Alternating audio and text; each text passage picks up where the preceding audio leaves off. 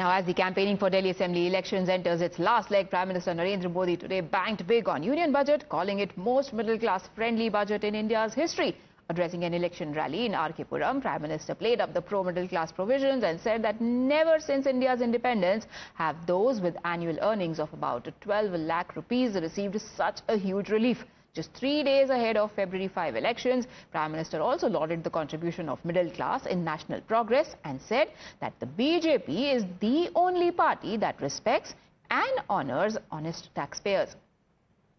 अगर आज इंदिरा जी की सरकार होती और 12 लाख पर आपके 10 लाख रुपया टैक्स में चले जाते, 10-12 साल पहले तक कांग्रेस की सरकार में अगर आप 12 लाख कमाते तो आपको 2,60,000 रुपया टैक्स में वापस देना पड़ता। कल का बजट जनता जनार्दन का बजट है। हमारी सरकार ने 12 लाख रुपये तक की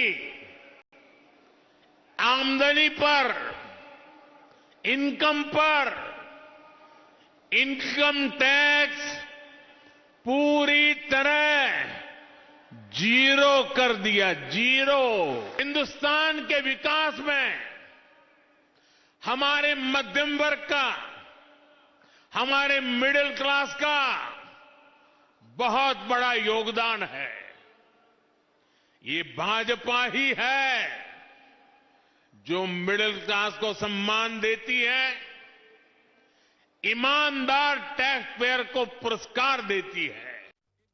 Now, the BJP has been out of power in Delhi for 27 years now, and with 67% middle-class voters in the capital, BJP is hoping to take a lead on Aam Aadmi Party, with who it is locked in a tough fight this time around. Amidst competitive populism ruling the roost in the clash, Aam Aadmi Party, that had eventually turned its focus on the middle class after a slew of announcements for the poor, is now trying to hard sell the savings that its policies have been bringing to the people.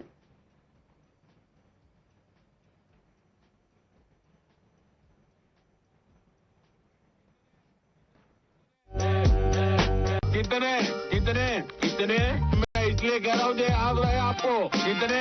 अरे भाई 25,000 सही सुना। अब की बार 25,000 दिल्ली के हर परिवार की बचत, 25,000 की बचत सिर्फ केजरीवाल की गारंटी के साथ।